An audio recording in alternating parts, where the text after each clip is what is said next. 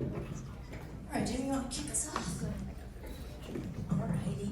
Well, welcome first and foremost, obviously, to Days of the Dead Chicago. So excited to have you here back, Tracy, and you guys for the first time. Yeah. So, let's start this off by getting to know you all first. We want to know, I'm sure our audience wants to know about your acting journey. How did you get involved in this craft? Started when you were about 2 years old. Yeah, no, I have a degree in psychology from UCLA, but I fulfilled all my credits and I took the last 2 quarters and took acting classes. And the first time I had to say a line in a scene, I was so scared I couldn't barely get the words out of my mouth. And finally, just say something. Okay, here's my line, whatever. And you are either challenged in situations like that, or you are fearful and you run away from it. Well, I was challenged, and that's how I got it. I have a very funny story how I got that first role, and I'll let these guys talk, I promise. But I met a writer at General Hospital, and my mother had a cooking show on TV. And I asked that writer, I said, do you like sweets? And she said, yes. I said, do you like pies? Because I know how to bake pies from scratch. And she said, yes. I said, well, I make the pie that is as close to a human orgasm as you can get. Would you like it? She said, yes. So I said, I'd like to meet your casting director. And she introduced me, and that's how I got my first paid acting role. All right. Well, I was walking down the streets of Santa Monica Boulevard, and this guy said, hey, do you want to be in a movie? And I was like, okay, and he paid me $50, and that's how that works. That's how it works. It was, maybe you've seen that movie. It was only cost a quarter, and you put it in the curtain, but otherwise. But your kids can't see that, right? No. Adults. Hi, everybody. Good to see you all. Yes, yes. I come from a showbiz family, and I have an older brother and a younger brother. You can Google my younger brother, Brad Savage. He worked forever and ever. Salem's Lot. He was Danny Glick. Salem Lot. Anyway, I did my first commercial at the age of 2, and it was an American Motors Rambler car commercial. Wow. And we were living in Michigan at the time. I was born in Chicago. And yes, back home. And so we moved to Los Angeles for show business when I was about 6. And I worked all through my childhood until I was, I went to college. I was at UCLA. And I was getting ready to move to Michigan to transfer to University of Michigan. And my mom at this point was a children's talent agent. And she called me and said, Tracy, they're casting for a movie. And I said, Mom, I'm retired. I'm done. She's like, hey, you got to pay tuition, out-of-state tuition at U of M. You should go on this interview. And I did, and I got it, and then I moved to Michigan and kind of retired from show business at that point. And I'd love to hear some favorite memories from set for you guys. Well, I want to say one more thing. Tracy's mom was not just a child's agent; she was an adult agent. Because she was my agent. No way. Yeah, I knew Tracy before we ever made the movie. Yeah. And I went and told her that I got this role because I didn't get it through your mom. I got it through a friend. Yeah. But she said, Tracy's in that movie. Oh my gosh. That's right. What was it again? So I'd love to hear some favorite memories from shooting for you guys from the movie. Start on that end. I got to think of one. I got a great one. The crew and cast gambled every day at lunch. They played a game called AC Doocy. You deal one card, that's going to be low, whatever the next card is, like if it's a king or whatever, then you bet the next bet on it if the third card will be between those two. Simple game. If it does, you get the money out of the pot. If it doesn't, you match it. It can turn really ugly very quickly. This pot grew up to about $800 when it was just $5 betting, and it grew up because it kept getting busted. And then the first assistant said, you got to get back to the set. And I said, I'm not getting back to the set, I'm in this pot.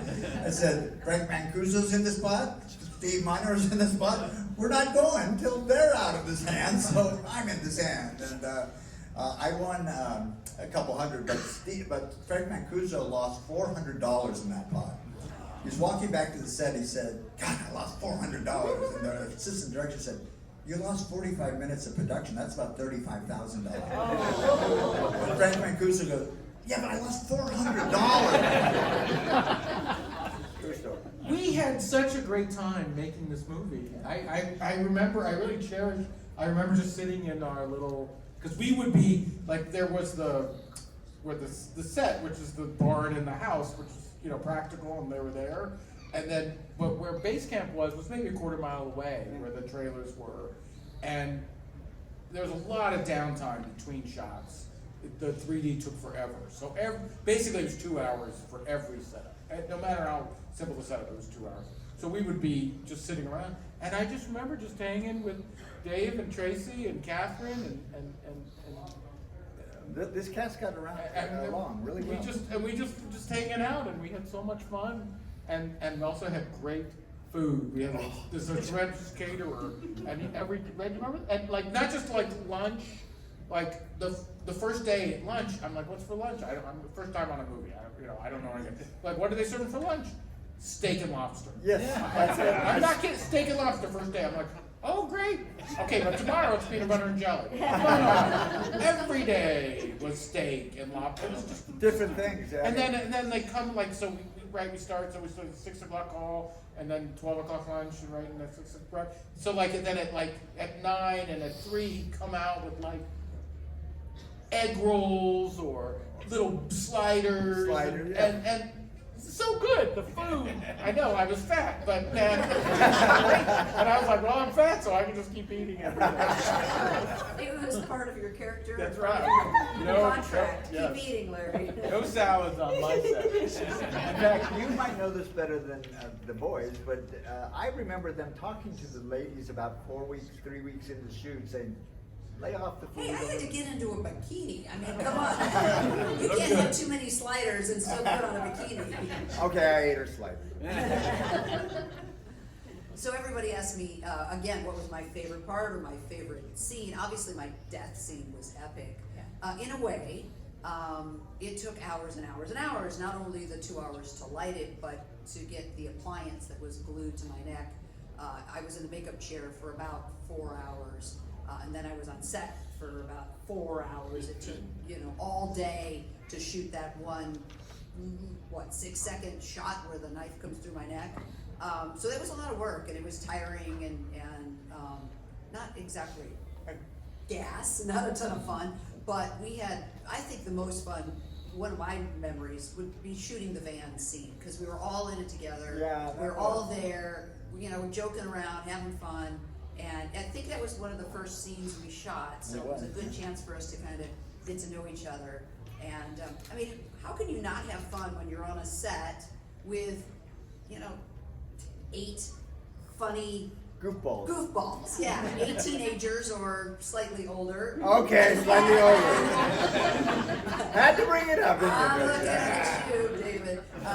But we just had a blast. It really was fun, and I don't know if you see the 3 of us together. We're talking 41 years later, and we're like brother and sister and brothers and sister, and we just laugh, and it's a great time for us to be together. I'm speaking for myself, but I think I can Yeah, speak I'm not for so you. sure. Yeah. we have a bond. I mean, we just Yeah. and we have a Yeah. bond with everybody Yeah. who went to Crystal Lake. Like Yeah. anybody from, I meet Adrian King or Amy Steele, and it's just like we're all like in it together, which is so great. I just met Carrie and Camilla from Part 4, the twins, and I'd never met them before.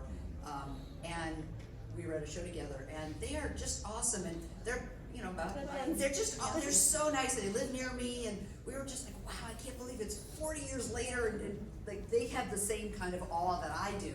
It's been 40 years, and here we are, still talking about this crazy movie. How cool is that? So, it's fun. Yeah, it was good. The whole movie was filmed basically exactly in sequence, except for the store scene, which was shot first. So we shot the store scene, and then everything, and then then they just went Harold and Edna, and then picking up Vera in the van, and then all the van stuff, and then getting to the thing, and basically that was the schedule exactly. And so then one by one we'd die, and then we'd be done. It is unusual in a movie that they shoot it in sequences. That doesn't happen often. But it really helped. I think it was good for us. So tell me about some of the challenges in shooting in 3D, because it was pretty revolutionary technology, and I imagine the camera was not as high-tech as it is now, right?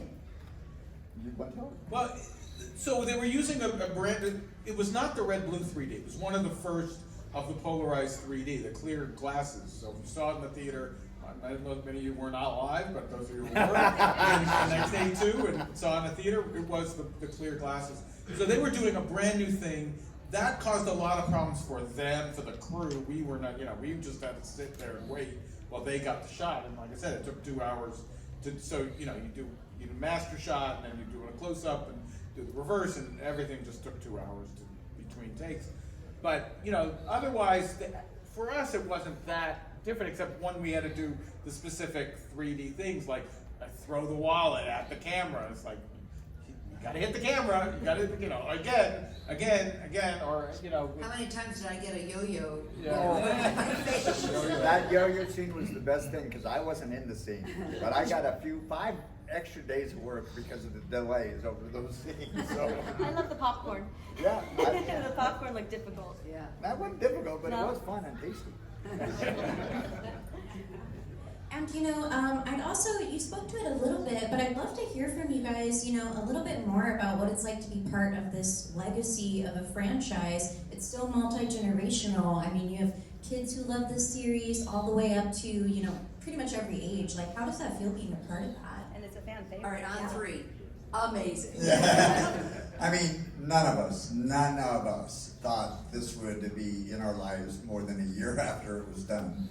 And we're just shocked that this is so welcoming. And to me, it introduces me to a fan base that I didn't know. I didn't do a lot of horror. And so I think you guys are some of the best people in the world. You're very inclusive, you're very friendly and giving, and oh yeah, I'm sucking up, yeah.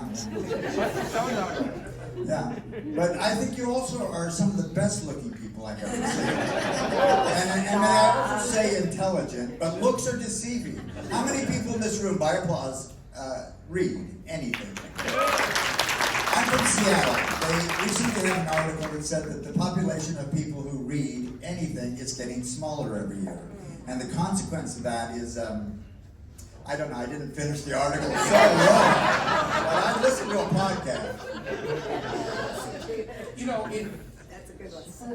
we all wanted to be actors at some point and be famous and have a thing, but none of us really had that dream. But we do have this thing. We're in this movie, and there's nobody who doesn't know what that movie is, Yeah. and there's nobody that I don't go, like, I was the guy who brought the hockey mask to Camp Crystal Lake, and nobody doesn't understand what that means. And that I have a little tiny piece of film history, and I'm part of that is, I knew a lot of actors growing up, and much better actors than me, much more talented, much more dedicated, and they still work, and what have you been in? They can't, you would never know. I mean, it's not that it's this huge lucky thing that we get to have this legacy and come out and travel the country and see these and meet people we don't come here for the money. We get signed autographs. We come here because we like coming here. None of us would come if we didn't really enjoy coming out here and meeting people and having this interaction. This is the joy. Yeah. Everything else is the gravy. I mean, Totally agree. I want to say one quick thing. I was at a convention in I think it's my Lexington. turn, though. You're next. Calm down, David. Well, now I forgot what I was going to say. Go ahead. No, I could wait. No, there was a guy at the convention that I just went to, and he grizzled, hard life. He was a trucker type, whatever, and he comes up to my table and he puts his hand out and he shakes my hand and he almost breaks it. He goes, I had a shitty childhood, and you guys were the only entertainment in my life. And I just go, oh my God. So that kind of thing, how can you think you're going to come into that? I don't know. I love it. Some of us had a shitty adulthood, and it helped us there too. I'm just saying. Well, Some of us had a shitty adulthood, and it helped us there too. Yeah, there's no fix for that. I'm a college professor in Los Angeles, and I teach journalism and I teach video production. My students are 18, 19, 20 years old, and nothing breaks the ice faster with my students than to mention, you know, my past and my experience in Friday the 13th. And you can always know the fans that are in my class. Their eyes light up and they, what? That's my teacher. I love it. It's the greatest thing. It's so fun.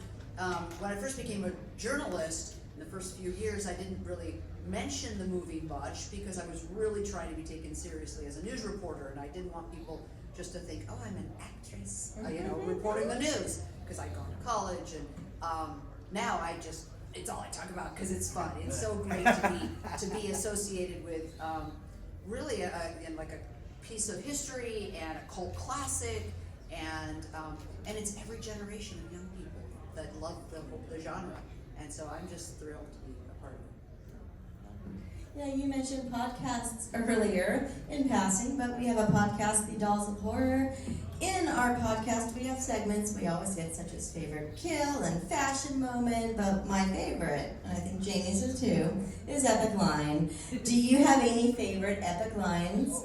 Anna, you go first. Doesn't have to be your own. Their turn. Put your phone away and last one. I have a favorite line, not from this movie, but I have a favorite line. Oh, sorry, go ahead. Well, you know, was it you, me, or the hammock? My favorite line is Rachel going, Shelly's dead!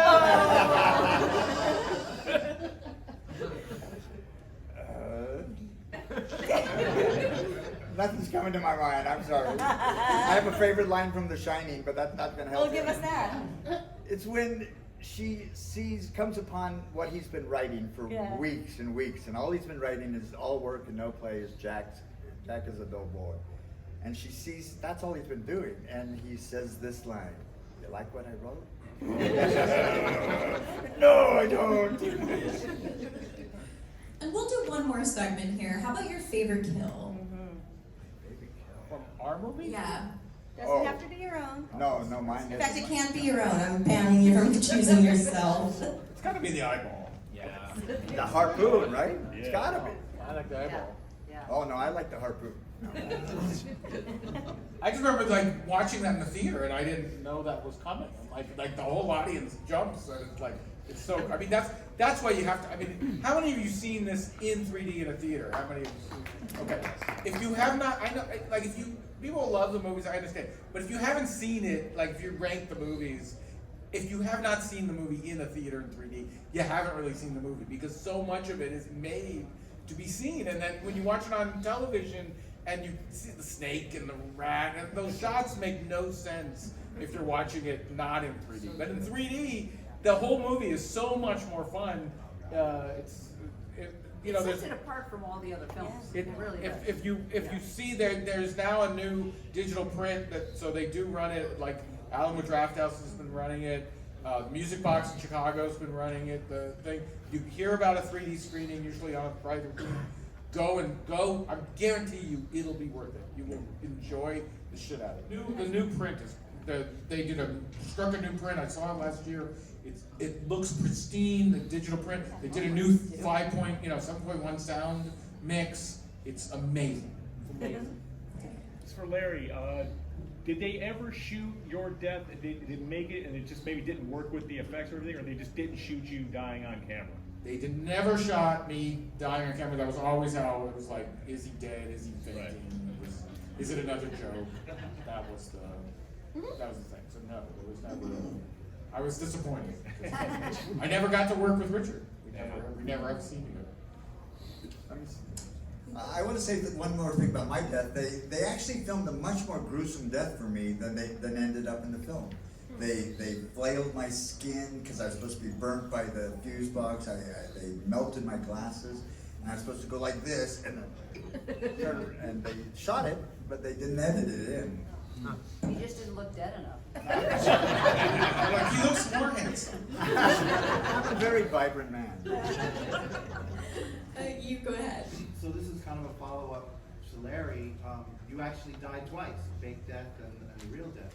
But your acting was really good because you could kind of tell that one was fake and one was real. So was there a specific direction that you were given to do that, or? No, I think that first time I just wasn't very good.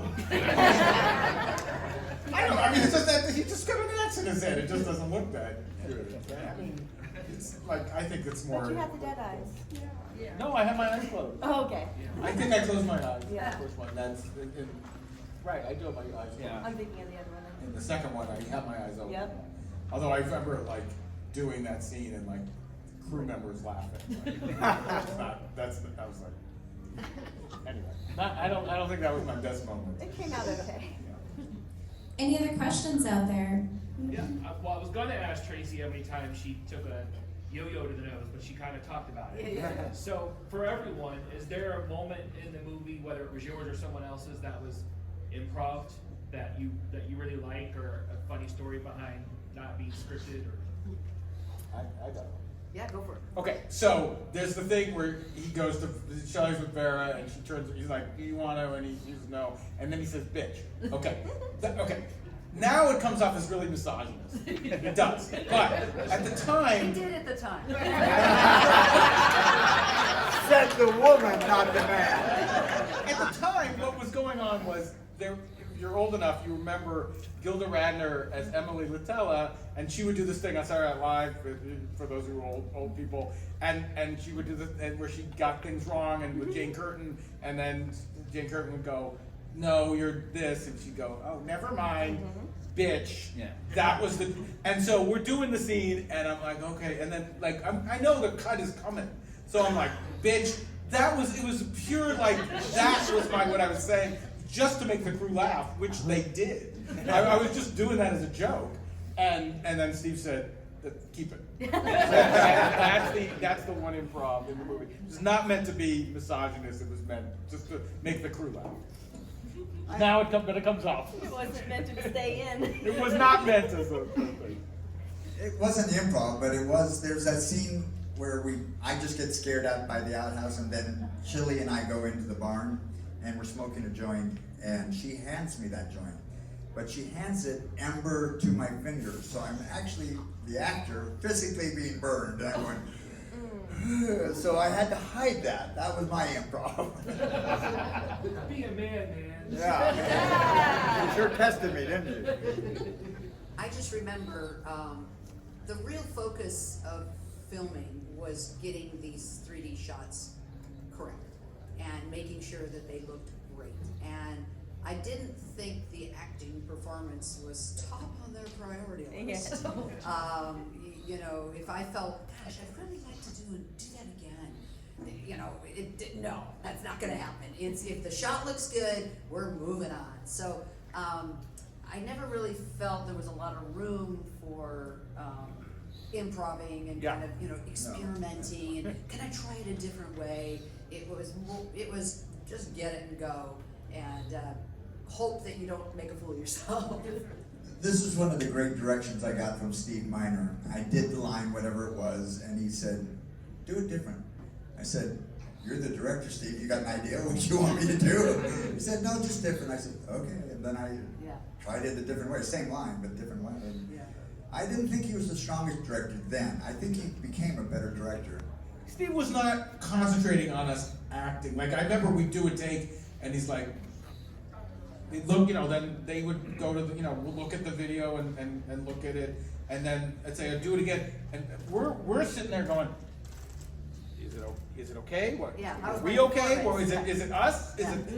We got nothing. No. Because they were really just like, is the 3D shot working? That was it was very technical. That's what they were focused on. We were just, you know, luckily we were all superb masters of our craft, and we carved out these iconic performances. Yeah. I was just stoned. I saw some more hands out there. For some of the other Fridays, the cast have said that when they were initially auditioning, it was a secret what the movie was going to be. Yeah. Was there a cover story given to you? And so what was The it? movie was titled Crystal Japan before we actually opened as Friday the 13th. It was a working title, and it was supposed to start as a non-union film. I was union. I didn't work a lot then, so I was willing to take the risk. And then I got cast, and then a few weeks later they said, we're going to go union. Are you okay with that? I said, yes, I am. But we didn't even know when we went on the interview that it actually was gonna be a sequel. Oh, I didn't know it was Friday the 13th Yeah, at all. It was at a all. movie called That's- Crystal Japan. Like, what is So, Crystal Japan? This is strange, but that's all we knew. Yeah, I knew because and some of you may have heard the story. I was in Westwood on a Saturday night. I had a job handing out tickets to sneak previews of movies, and so I'm handing out tickets to a movie no one ever heard of called The Road Warrior. It was a movie called The Road Warrior. And these two people came up to me and they said, "Are you an actor?" And I was, struggling. I was, a wannabe actor and studying theater. And I'm like, "Yeah, I'm an actor." And they're like, "We wrote this movie and we think you'd be perfect for it." And that was the writers of the movie. And I said, "What movie?" And they said, "Friday the 13th Part 3." And I was like, "Okay." And so I gave them my agent's info, and a couple days later I got a So call. was it how you said, would you like to see this movie? They would like, Is that what sold that? Would you like to see this movie? if you look at the character description of Shelley, and it's like if someone said, "I'm going to put Yeah. like geeky Afro Jew, practical joker actor, like check, that guy, nerd." They were like, "That's the guy." They look, and then look on the first day of filming, Steve said, "I don't want you doing a character.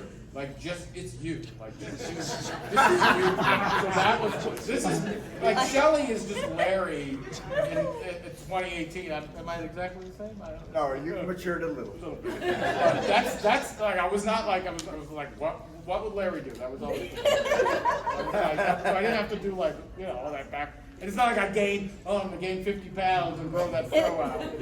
I was there. I didn't have a beard when I auditioned. They said, start growing your beard. Start growing your hair. So it worked. Saw someone over there, yes. Yeah, so when you guys aren't doing conventions and you just have like downtime and you're away from all this, what are some of the things you like to do with your personal time? I love porn. Thinking or watching? Either way. They see all of Larry's movies. I live in Seattle and I moved there in '95, but I had not done this in LA where I was an actor, but I did do stand-up comedy up in Seattle and did well enough that I was able to do it for 10 years and go down to LA. And that's one of the things I love Tommy doing. John. Yeah. Huh? With Tommy John. With Tommy John. I did with Tommy Chung just once, but yes, I did do it. That's so cool. Yeah. Do you still do stand-up? I do it occasionally. You just I did, do didn't you? get more acting. I get Well, you asked said to for do- 10 years, I'm No, like, I is it do still corporate active? gigs, but not as much. Not as Yeah. much.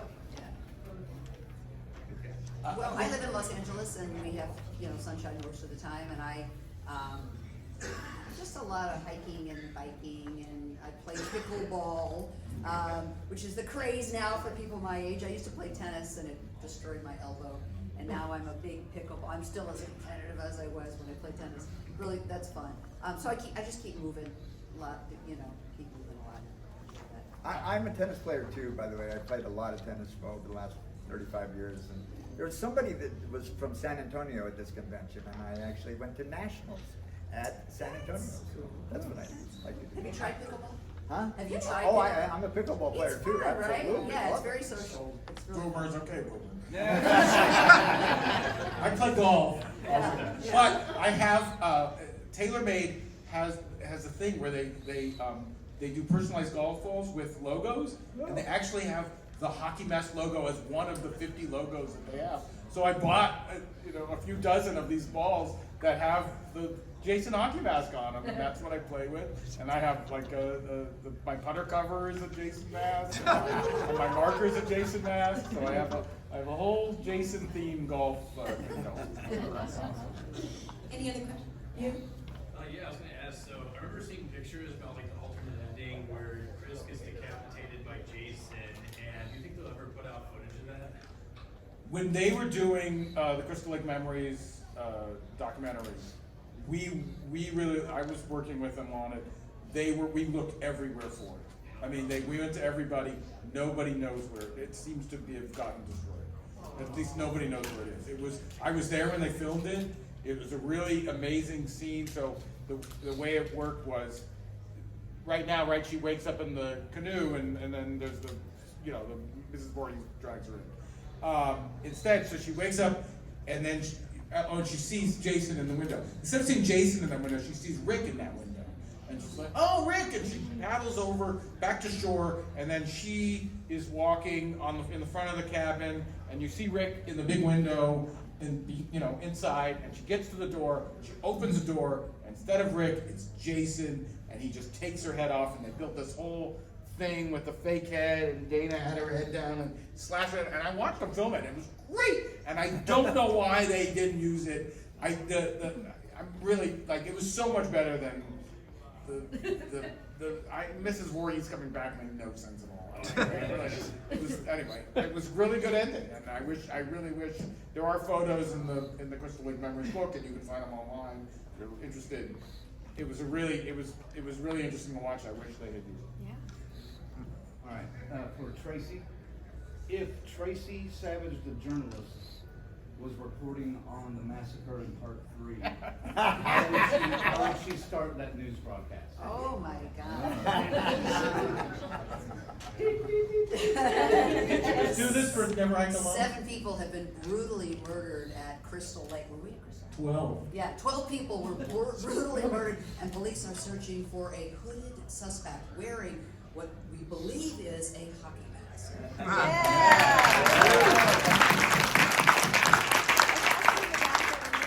Real quick, during the movie, Chris recounts her story about Jason confronting her, running into Jason.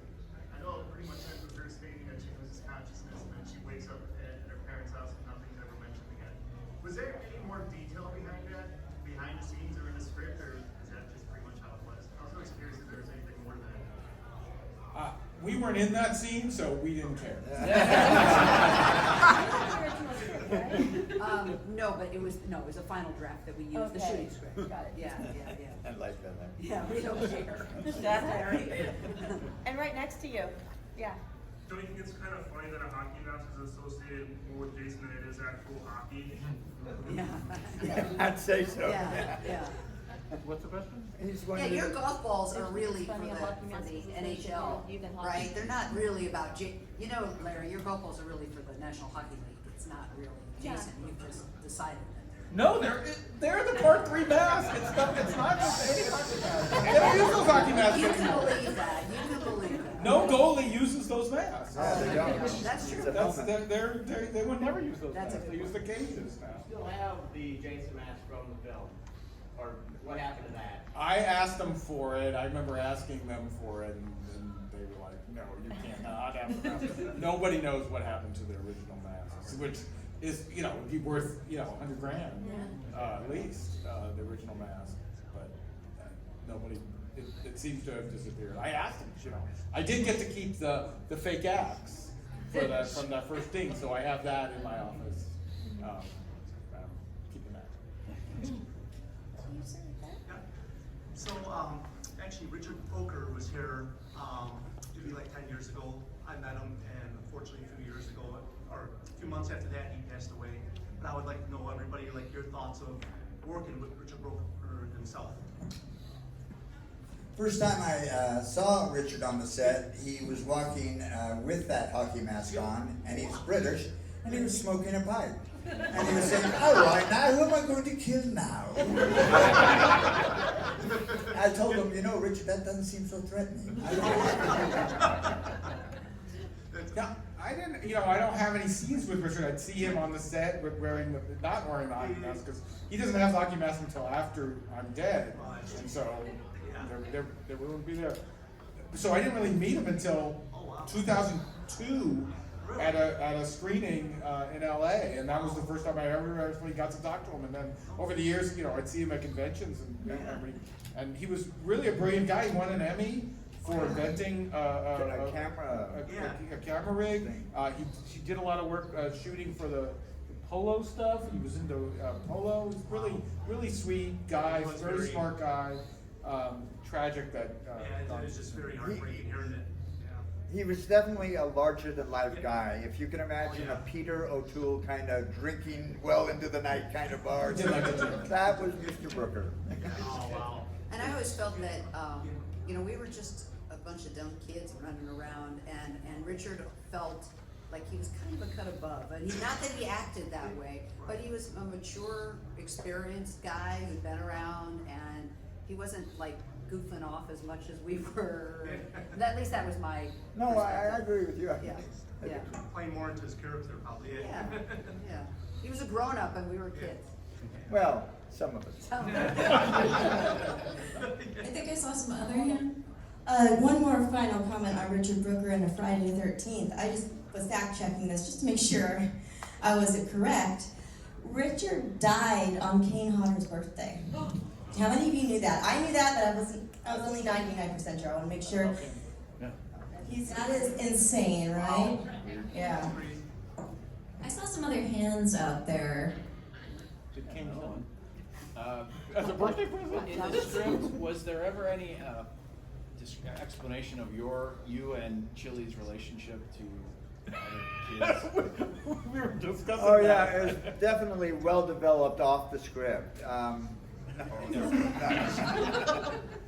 Sometimes looking for logic in a Friday the 13th script. You know, I met this actress on the set. I auditioned with 5 other Hispanic actresses because they wanted to cast originally a male-female Cheech and Chong, and that's why I grew the beard. And they actually had me auditioning like totally, you know, just like Tommy Chong. And then when I get to the set, Rachel Howard's there, and I never had auditioned for her, and they said, "Let's lose the accent." I said, "Okay." So that's that. I don't know if that was a question. I just thought I'd tell a story. Storyline, you know, plot, etc. It was all about the kills, right? It's all about good, gory, good, exciting, interesting kills. So, for example, Debbie being pregnant. Yes! What the heck? Where did that come from? It was just this random thing that they kind of threw into the script, and it wasn't. Oh. This photograph was long. Out to the band. Yeah, out to the band. So, you know, the script was probably in the story, the plot. It wasn't the key to the whole picture. It was more about suspense and excitement, keeping us on the edge of our seats. And so there were certain things that were added that didn't necessarily make a lot of sense, but hey, 40 years later, we're still talking about it, which is kind of cool, right? I like that. I think that's good, right? A little controversy makes us wonder, and that's a good thing. That's a good part of the story. Any other questions out there? Somewhere in the back, I thought. Way in the back, sir. Hi. Yes. Any chance of any of you showing up in the new Crystal Lake show that they're talking about? We're all begging. I had lunch with Brian Fuller last year. He's really begging. You know, he's like Suck up. $50, get in the movie. You know. We'll see. Yeah, that'll work. I know Adrian is in season 1. So I would not be surprised if he puts other people, gives them candy. Except, is he only using people who survived, or is he actually using dead people? They're not playing the thing. She did die, Adrian King. Oh, she Yeah, did? Adrian, Yeah, that's true. Yeah, no, it doesn't. He just. I knew that. He's a fan. He loves stuff. Brian, I think Brian's gonna do a great job. I can't wait Yeah. for the series to come out.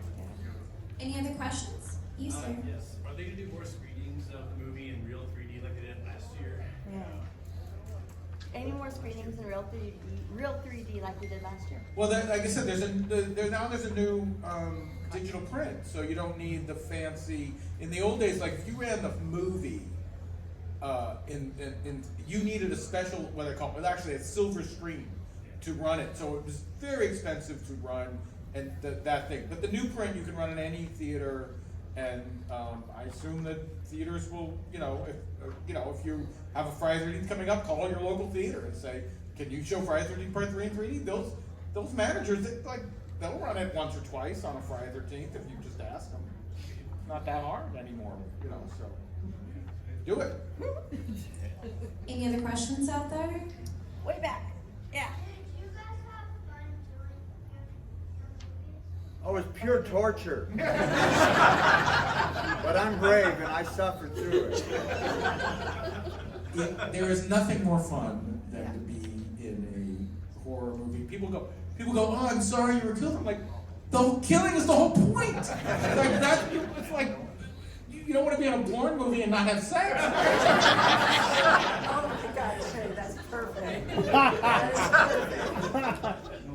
He absolutely is right, and Not that you should be her. yeah. Take it back. We had so much fun every day, and you know, movies can be really boring. It's a lot of sitting around, but when you're doing a horror film, I mean, it's awesome. And I'm going to take a little sidebar here. A few years ago, I got cast Deborah Voorhees, who was in one of those films, I don't know which one, 6 or something. She wrote and produced a film called 13 Fanboy, and I came and played myself. Yeah. And I played a college professor, my last career, and anyway, it was really fun to work on this film. I hadn't really done any acting in decades, but my death scene was epic. If you haven't seen the movie, it was the greatest death scene ever, and I had so much fun shooting that scene. I was covered in blood from head to toe. Like, my skin was pink for weeks after because the blood soaked through my dress and my bra and my underwear. My entire body was pink, and I had to fly home that afternoon, and everything was pink. My hair, it was just like, it was so much fun. I couldn't have had more fun, doing that scene. So, doing a movie like this is a blast, and I'm very lucky and very fortunate to have had the opportunity to do it, and then come back and do something like that years later. What a blast! What a great experience. I just want to follow up on that. And the reason that you died in that is because you couldn't answer the trivia questions. Yes, well, I can't. Friday the 13th. That was true. I'm a huge fan. I couldn't answer those trivia There you questions. go. Thank you. Yeah, good for you. Yeah, yeah. And would you guys consider yourselves fans of the genre, watching it? And if so, what are some of your favorite things about horror? I take the fifth. I'm a big fan of horror. I've always I've always been a big fan. When I was a kid, I was into the Universal Monsters, and then I remember seeing Dawn of the Dead in the theaters in '79, and that was like a religious experience. It's just great. And I try and keep up and see, like this year we've had Talk to Me, which was so good, and Scream, the new Scream was great. And, just a lot of Evil Dead Rise. Evil Dead Rise was fantastic, and now I'm working with I'm a lawyer now, and I'm working with Damien Leone on Terrifier 3, and that's gonna be awesome next year. So that's we're looking forward to that. A lot of stuff coming out. I'm also the attorney for the Amityville Horror, the Lutz family, and working on something with that. Like the actual family? Actual family, the Lutz family. That's awesome. That's a neat connection. I saw Night of the Living Dead when I was too young to see it. My brother took me to it, and it scared me to death. To this day, I still have PTSD from it. And I got to meet George Romero when I was at a convention, I don't know, 7 years ago, but it was right before he died. I don't remember exactly when he died, but so amazing to meet him, and I was like tongue-tied, and I went up to him and I said, "You have no idea the impact you've had on my life. Your movie, I was a little girl, and I remember it like it was yesterday, and what an amazing experience to meet you." But my appreciation for horror pretty much ended after that movie, because it scared me so much that I couldn't stand the jump scares and I just can't even handle it. I can't watch them. So it did its job. yes, it did its job. It worked for you. Yeah, exactly. I'm not saying that horror is my favorite genre, but good writing is. So I don't care what genre it is. If it makes sense and it gets me emotionally, I love it. So in horror, the things that I like in terms of good writing is things like The Shining, or anything that can scare you just with the words. Not with the blood and guts. I guess that's where I lean. And to wrap us up, I would love to know, because this is always such a fun question to hear answers for, is there a moment on any set, not just this one, that has taught you something important? What? That has taught you something important? Cool. I gotta think about it. Take the props if you can. The most important lesson.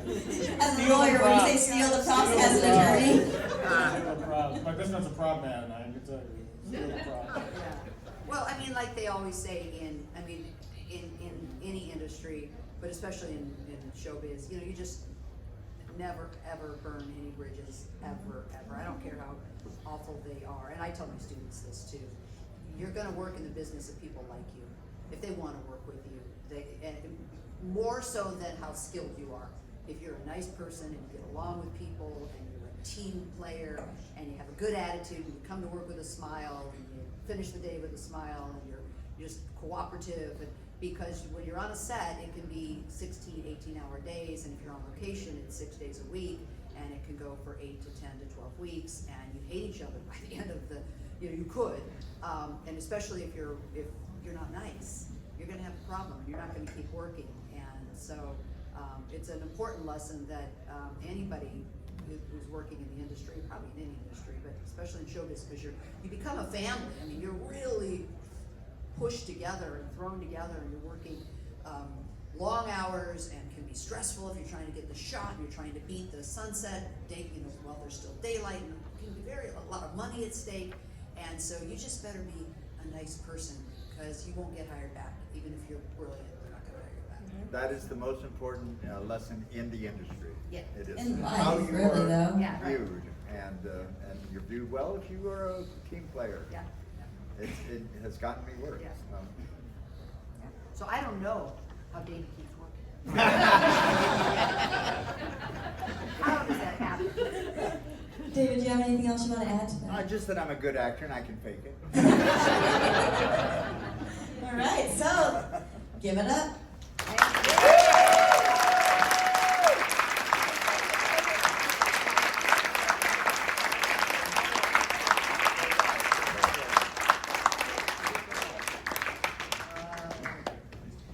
Okay, everyone. I see everybody